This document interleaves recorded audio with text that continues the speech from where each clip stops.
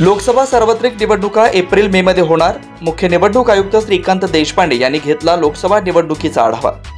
सार्वत्रिक लोकसभा निवडणूक 2024च्या अनुषंगाने पूर्वतयारीबाबतचा आढावा राज्याचे मुख्य निवडणूक आयुक्त श्रीकांत देशपांडे यांच्या अध्यक्षतेखाली सातारच्या नियोजन भवनात घेण्यात आला। आगामी लोकसभेच्या निवडणुका येत्या 2 महिन्यात होण्याची शक्यता असून केंद्रीय निवडणूक आयोग लवकरच लोकसभेच्या तारखा जाहीर करेल, त्या अनुषंगानेच राज्यात निवडणुकीचा आढावा घेतला जातोय, अशी माहिती त्यांनी यावेळी बोलताना दिली। यावेळी जिल्हाधिकारी जितेंद्र डुडी, मुख्य कार्यकारी अधिकारी याशिनी नागराजन, पोलीस अधीक्षक समीर शेख, अप्पर जिल्हाधिकारी जीवन गलांडे, अप्पर पोलीस अधीक्षक आंचल दलाल यांच्यासह सातारा जिल्ह्यातील सर्व मतदार नोंदणी अधिकारी तथा उपविभागीय अधिकारी, सर्व उपविभागीय पोलीस अधिकारी उपस्थित होते।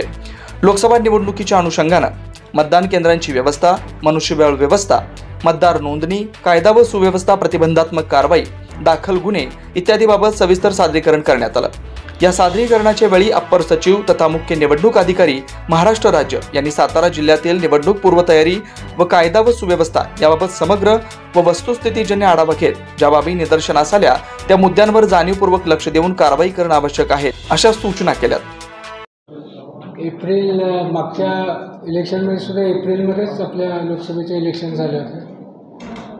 तर एप्रिल आणि मे या 2 महिन्यामध्ये ह्या पुढच्या इलेक्शन्स होण्याची शक्यता आहे आणि त्याची पूर्वतयारी म्हणून माझे जिल्हे दौरे सुरू झालेले आहेत।